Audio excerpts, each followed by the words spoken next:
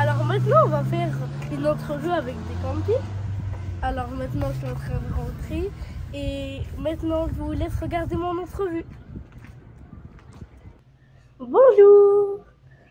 Alors aujourd'hui, on aimerait faire une entrevue avec vous pour mon école, à mon projet.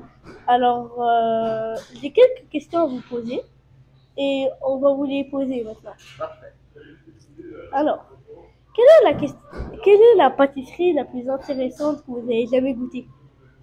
Que j'ai jamais goûté, ben je dirais un de mes préférés, c'est la sfogliatella. C'est une pâtisserie classique napolitaine qui vient de Naples en Italie. Et qu'est-ce qui est intéressant dans cette pâtisserie?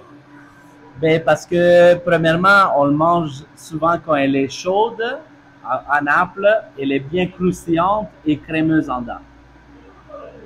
Ok, j'aimerais beaucoup tester cette pâtisserie. Est-ce qu'on peut la trouver à Montréal? À Montréal, oui. Nous, on la fait pas parce que c'est quelque chose qui prend quand même beaucoup de temps à le faire. Et on a déjà une grosse production. Je dirais, c'est qui fait les meilleures sfogliatelle? Tu peux essayer peut-être sur la rue Dante, dans la petite Italie, qui s'appelle, Alati Caserta. Sinon, il y a un autre qui s'appelle, je pense, Alati Caserta ou quelque chose semblable, à Saint-Léonard, sur la rue Jean Talon. Parfait.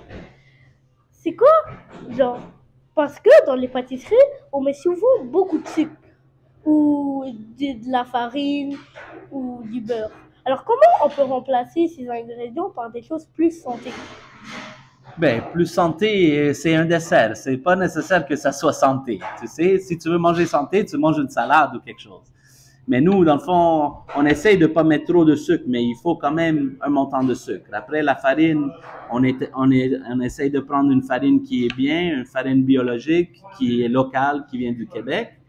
Donc, nous, c'est ça qu'on fait. On utilise la farine biologique, du sucre. On met le moins possible, mais il faut quand même mettre du sucre pour que ça goûte bon. Mais on essaie de pas faire des choses trop sucrées. Et si vous avez un conseil pour quelqu'un de débutant qui voulait être chef pâtissier, ça serait quoi? Mais ça serait de pratiquer, de faire la pâtisserie le plus souvent que tu peux. Parce que si tu commences à ton âge, quand tu vas avoir mon âge, tu vas être le meilleur de la ville, c'est sûr. C'est la pratique, comme tout. Comme si tu veux être musicien, comme dans toutes les œuvres. C'est de pratiquer, de suivre des recettes. En pâtisserie, right? C'est un peu comme la chimie. C'est exact. C'est pas comme cuisiner que tu peux mettre un peu de sel, un peu de ci. La pâtisserie, pour réussir, c'est une recette et il faut bien la suivre. Et pourquoi vous avez décidé de faire une pâtisserie végane?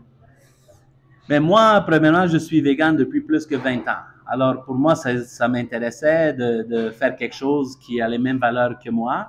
Après, j'ai rencontré ma femme, qui est la chef pâtissière, et elle, vu qu'elle avait étudié en pâtisserie, elle a travaillé dans des grands restaurants comme le Toqué et un autre restaurant dans Saint-Henri qui s'appelait le H4C. Je savais qu'elle était une très, très bonne pâtissière et moi, je suis un bon barista et j'ai du charme avec la clientèle, je suis bon avec le service. Alors, ensemble, on a décidé de faire ça. Mais est-ce que vous avez fait des études en pâtisserie ou pas du tout? Vous êtes juste... Moi, en pâtisserie, non. Moi, j'ai beaucoup mangé. Mais sinon, j'ai travaillé beaucoup en café et en service. Moi, ça fait, disons, une quinzaine d'années que je fais ce métier-là. Mais la pâtisserie, je le laisse à elle. Mais je sais qu'est-ce qui fait une bonne pâtisserie. Et est-ce que vous avez d'autres spécialités? Ben, ici, je dirais le café, le service, la bouffe. Tout ce qui est la pâtisserie, mais après, dans un peu le salé aussi. Tu sais, on fait les petites pizzettes et des choses comme ça. Ça, pour moi, c'est une spécialité parce que c'est pas partout que tu les trouves. Encore, tu commences avec les bons ingrédients de base, la bonne farine, la bonne sauce, le bon huile d'olive. Et on essaie de fabriquer avec un bon four aussi, right, des équipements que ça te prend. Et avec ça, on essaye de faire le meilleur produit qu'on peut. Alors merci, c'est tout pour cette entrevue. Mais j'aurais une dernière petite question. Est-ce que je pourrais mettre ça sur ma chaîne YouTube? Absolument, ça me ferait plaisir, oui. Tu vas me taguer dedans, hein, le Café des Campis? Ouais. Parfait. Ok, alors ça sera tout pour cette entrevue. Parfait, merci. Bravo. C'est tout.